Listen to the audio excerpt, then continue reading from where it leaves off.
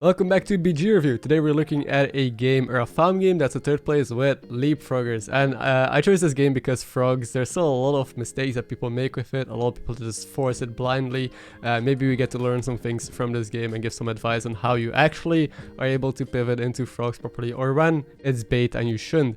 This one's sent in by 𝘼𝙪𝙪𝙪𝙪, I think. So I appreciate you sending in the game. Also, I got a lot of other games. Obviously, I can't really review every single game in here, but I'm taking the ones that I think are most interesting, that are not a first place, that I think a lot of people can learn from. So, hope everyone understands, but if you want me to take a look maybe at your game, then send it in Discord. Even if I don't take a look at it, there's a lot of other people that are kind enough to give feedback and would help you out. I see a lot of people having discussions in there, so be sure you check out the Discord and become a part of the community. Anyway, let's take a look. So we didn't get to see their hero options. I also don't really know what the MMR is. Oh, actually we can see it in the top left. It's 5,500 MMR.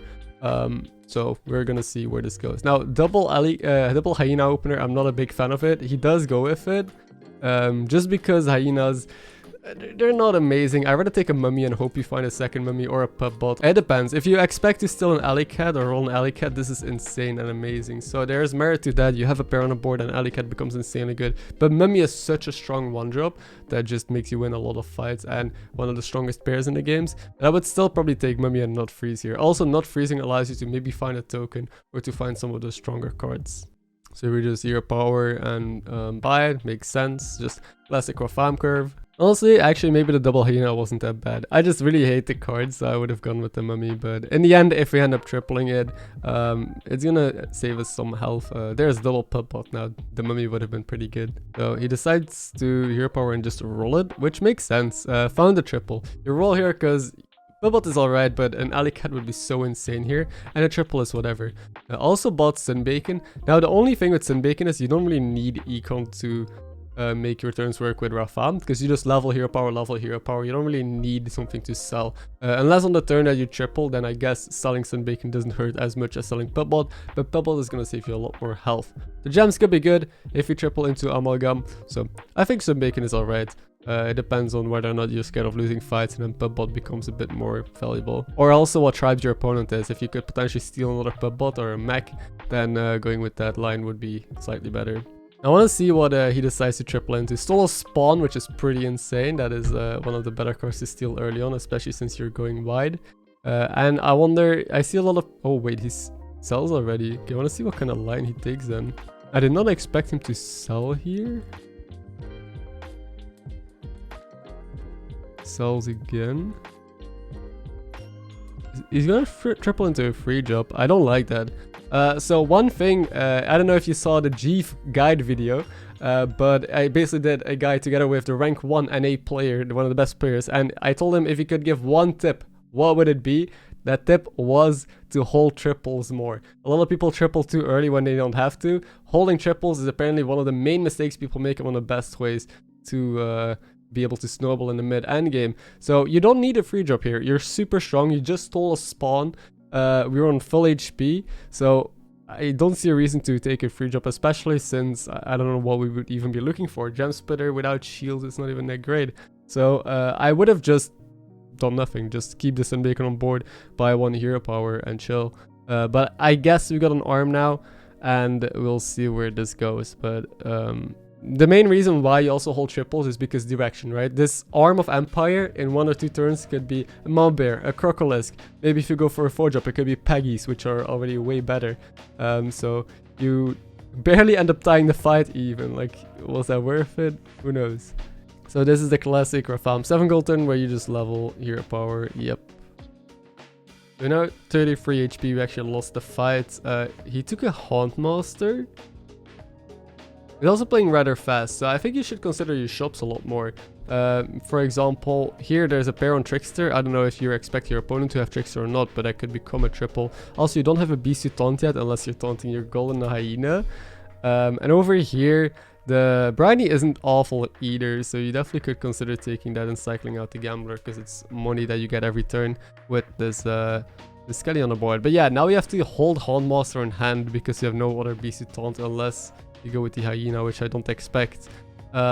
He sold... Oh no. This is the usual mistake that people make when they're stuck. They start just wasting economy. Like, just finish your turn there, taunt your hyena, it's fine. But instead we sell the gambler to roll, and then we have to sell another card, so we sell essentially 2 cards, so we waste a lot of money to maybe hit nothing good, even no beast to taunt here. And I mean, that's a beast to taunt, I suppose, so I think he's just gonna sell something to buy this Enchanted. Yep, he's gonna sell the Trickster. So I'm not a big fan of this turn, because we could have had a full board, we could have had a lot more econ. We could have also just leveled, but I think we're tunnel visioning a little bit on this golden hyena we have. So one thing is, don't have something early be your direction. Don't just triple something or find a 1-drop or 2-drop and have that be the comp that you build around, because now like this Hotmaster pickup, we didn't need that, I think, and then we just hard roll for beasts. You just put yourself in a very awkward position. Although it does give taunt, which has synergy with arm. I mean, arm with a beast usually isn't that good synergy because you can't divine shield it. Got another scallywag. He is staying on free, bought a leaper and a red pack. Okay, so he clearly is gonna commit onto this beast plan that he has. We know he's gonna go leapers, but I think you could easily just level here, although we decide to stay down. Okay, the Avenge guy, Bird Buddy, would be pretty good here because we have so many daffodils. Well, we just sold our pair on Scallywag, so not anymore.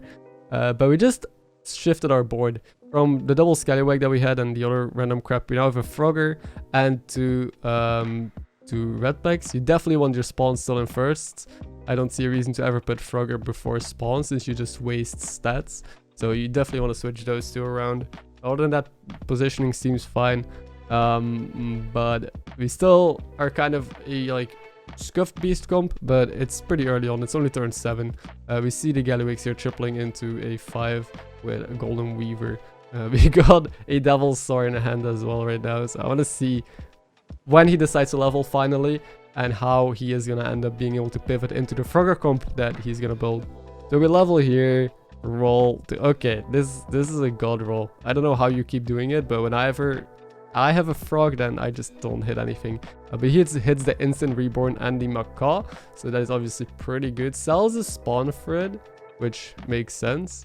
I think macaw sells the arm. Yeah, okay, I like this, sure. So we now have a reborn frog and a macaw, 2 red packs, devil sword, and still our golden hyena against 2 triples. I wonder, he is trying to think about playing around a Hydra, I think, a cleave, but I'm not sure if you have to. So now the issue is we're stuck with this. So because we reborn this frog and have macaw, like we are hardcore forcing this comp, and this can go 2 ways. Either you roll the other pieces, triple into Baron, and you're actually strong, or you don't and you die. So that's the main reason why frog is often bait, and you know, it works really well when you hit it, but majority of the time you just don't get there because you need so many good pieces early on and you die. So I would recommend to anyone who is trying to, you know, imitate this, only go with Frogger comp if you actually hit your tempo. Usually I am first a Mamba or Crocodile comp or with Bird Buddy, and then I find a Frog and a Baron early on, and then I start to slowly pivot. You can use it for tempo right now, but use that tempo then to level so you could actually hit the other pieces. So use this momentum that you have built for yourself right now in order to justify leveling. So I would assume he just levels here. He does. Okay, so we made it to tier 5, which is important because Baron is a main key component. It's not a reborn. Yeah, you definitely freeze that. And now, yeah, this is a turn where we basically just kind of do nothing. We're facing the Barov, and we're still on 33 HP, so we actually haven't lost a fight since that one early fight. We got a Leroy as well, which is not bad tech, even though we have this macaw. It could help us play around cleave. And we tied another fight, almost killed Barov. He also bought the Devil's Sword. I wonder why. It's a pretty strong card. It's better than... It's not actually better than Redback, right? Because Redback with LeapFrogger is way better. Here's a pretty good shop again. The second LeapFrogger and a triple on red. I think you definitely triple the red first because it could be a Goldrun, which I think is pretty good. Because I also don't really see how you make board space work otherwise. Oh, he sells his studs to reborn the other frog. I actually don't like this because if you triple your Frogger, then you lose reborn. So usually I like reborning one frog, not the other, because again, you triple, you lose one of the reborns. Reborning macaw is very valuable. A reborn macaw is super strong because it just could do more than a reborn frog. Right? Reborn frog just gives one more leap onto the board, while reborn macaw can trigger a whole lot of LeapFroggers or Death Rattles at once a second time.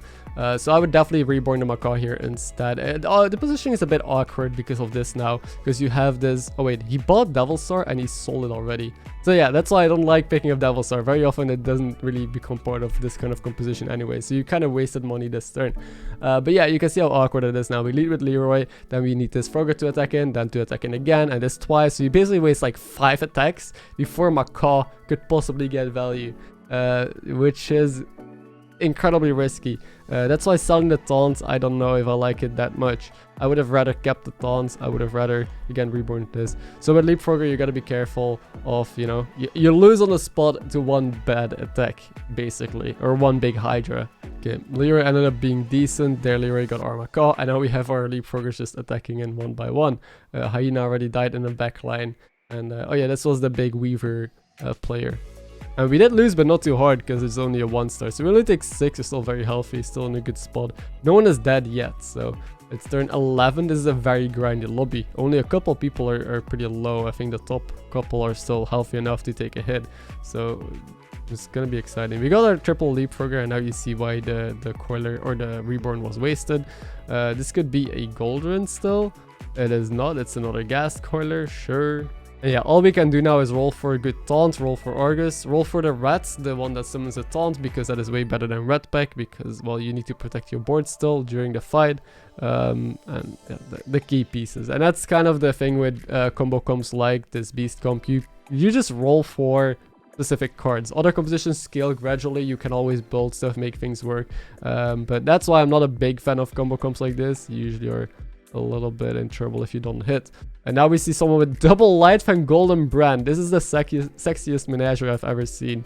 An actual curator with the god menagerie cards. Also some of the best tribes he's buffing. He's buffing a 4 Reaper as a mech, a Bristleback Knight as a Quillbore. I don't know how he got in this position, but that is pretty insane, I'm not gonna lie. So we take a good chunk of damage. Still, damage cap is a thing. Not anymore. Finally, people died, and we get to face the ghost right away. So that's pretty good. We kind of need that breeding room as well. We're still looking. I'm interested in the fact that he didn't just look or even consider the reborn taunt. Usually, when I play this comp and I don't have a taunt yet, I always heavily consider if it's worth picking up the reborn taunt, because you do need to, you know, be safe against cleave still, or against just people sniping your backline. Although you don't have Baron yet, it's less useful. Here's our Baron, so you got rewarded for rolling past it, and we got another reborn as well. We're rolling pretty alright. Now here, I assume you have to go out of the Leroy's as well at one point. Reborn the Macaw, I like it, and now just slap the Baron on the board. And he found a rat. He actually oversold, unless he wants to hero power, which I guess he... Oh wait, he does, okay. Honestly, I would put the LeapFrogger before the Leroy maybe. It's more important to get golden LeapFrog Baron value while he's attacking your board than just have Leroy go first.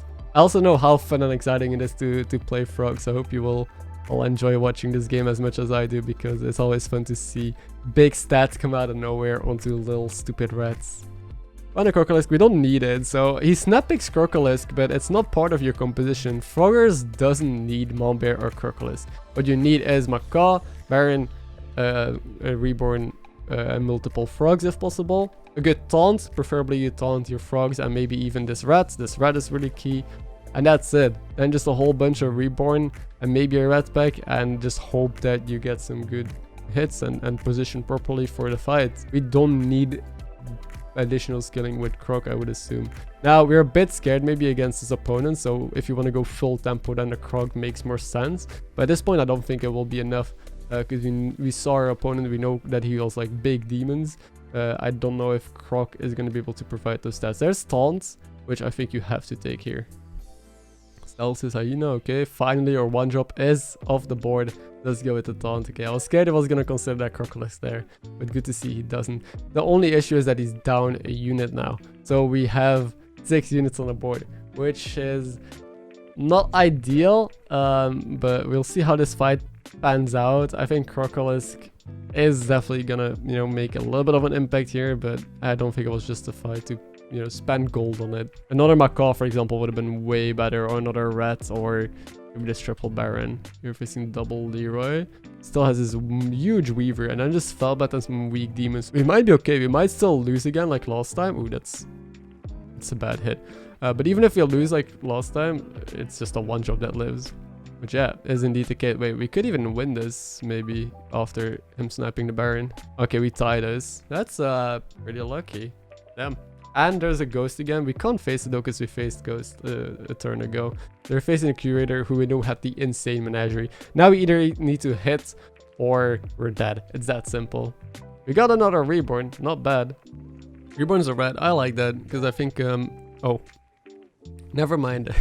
I think we need to reborn the red. I think it's more important to have another summon that summons more stuff, especially with Baron, especially with the frogs, than try and value this Crocolisk here. The way we win is by getting a lot of Baron Leapfrog value, not by getting a little bit more Crocolisk value. So we should indeed value just trying a high roll here. Yeah, this is too big. This is some insane stats. We're getting pretty good hits though. Let's hope this Leroy does well. Okay, our hits are actually insane, but yeah, we still have this 40 per here, which is gonna absolutely destroy all of our dreams.